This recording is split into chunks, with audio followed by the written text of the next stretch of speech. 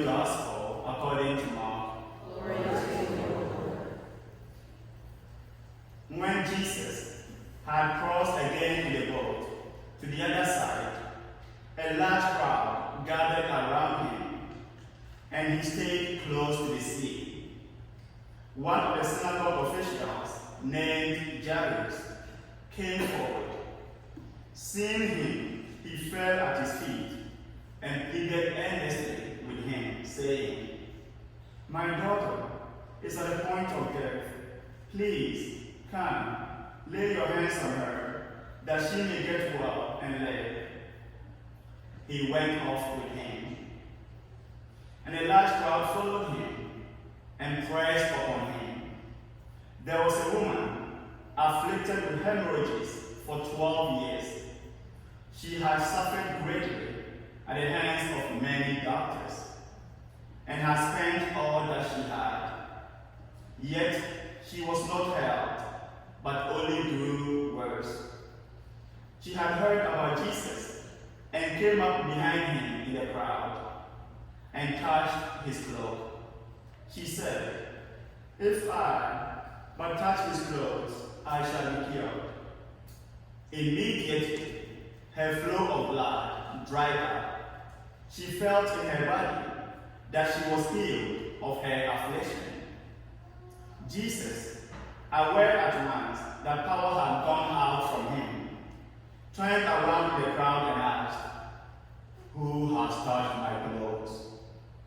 But his disciples said to Jesus, "You see how the crowd is pressing upon you, and yet you ask, 'Who touched me?'" And he looked around to see who had done it.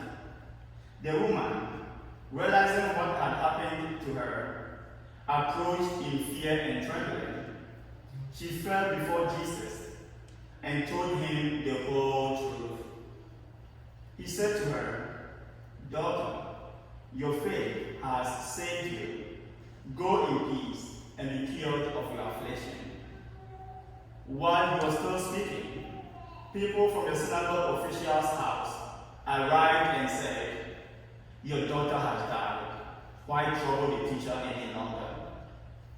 Disregarding the message that was reported, Jesus said to the synagogue official, "Do not be afraid, just have faith." He did not allow anyone to accompany him inside, except Peter, James, and John, the brother of James.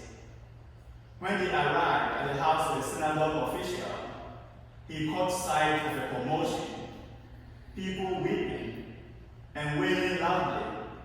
So he went in and said to them, "Why this commotion and weeping?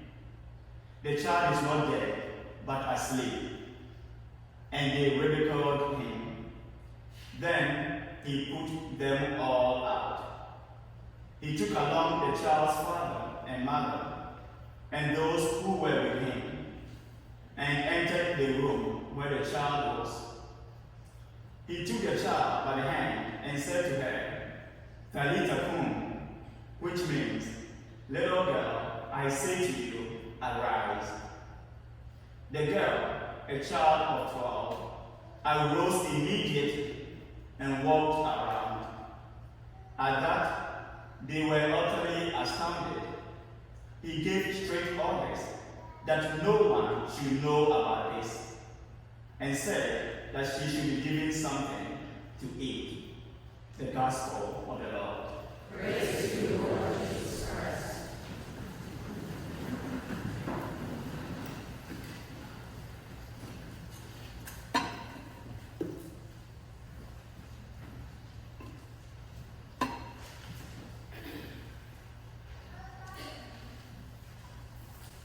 Sisters and brothers, God is good all the time, and all the time, God is good. To God be the glory. I'm so excited to be part of this parish family.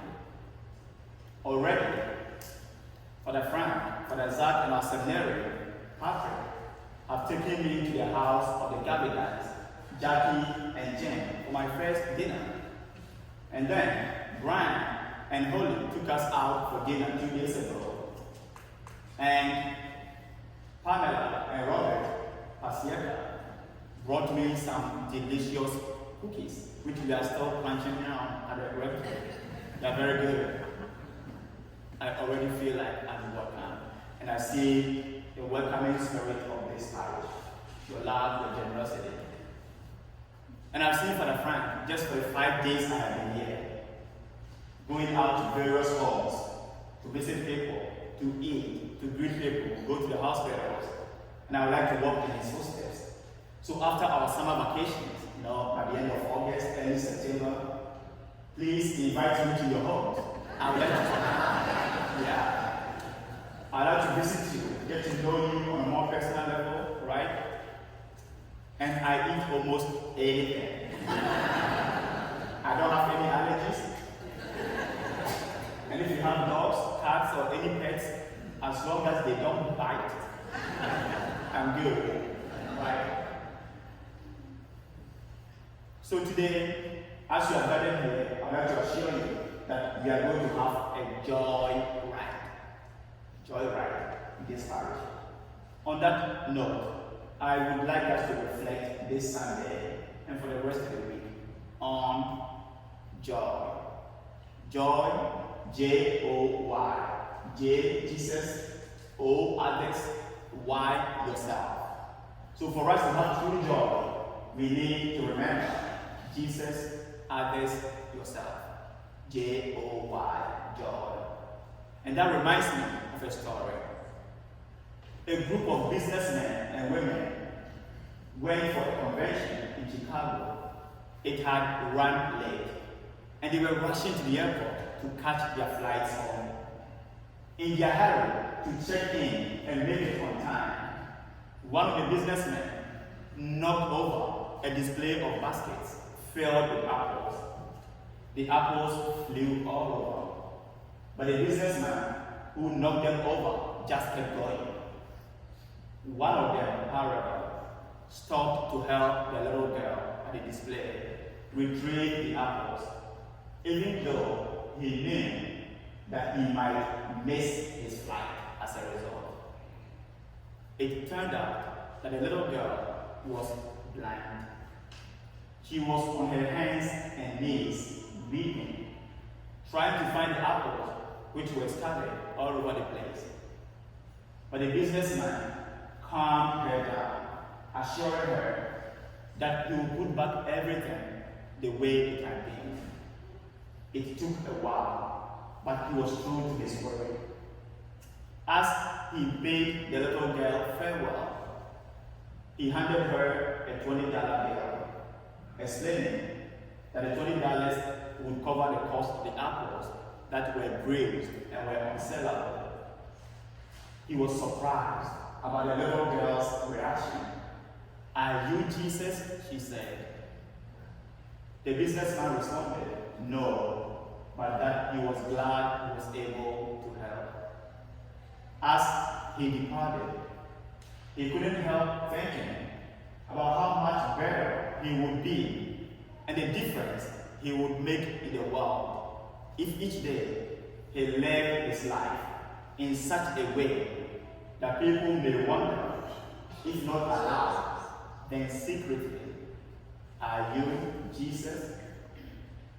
Sisters and brothers, by our loving service to God and our neighbor, we can bring joy to people.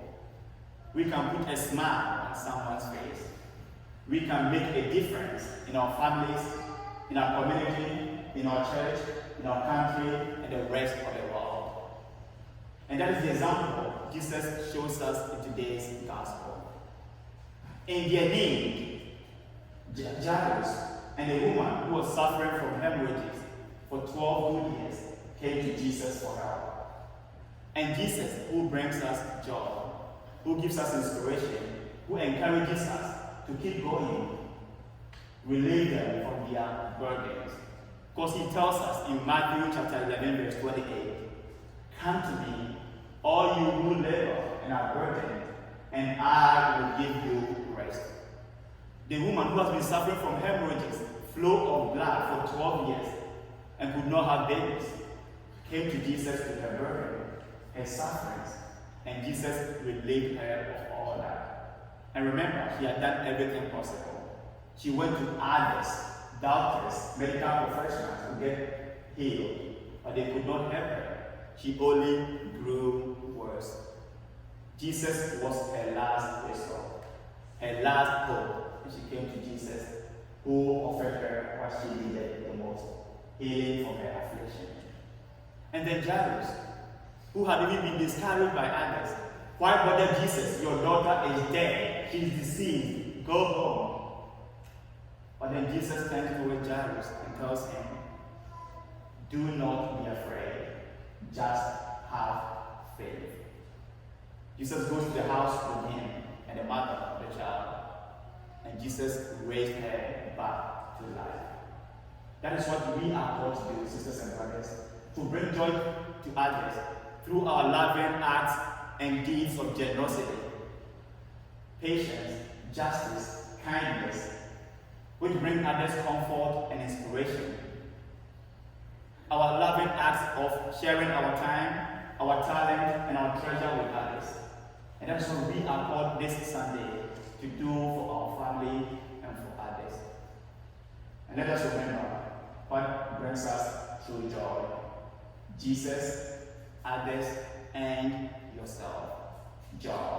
For God is good all the time. And all the time,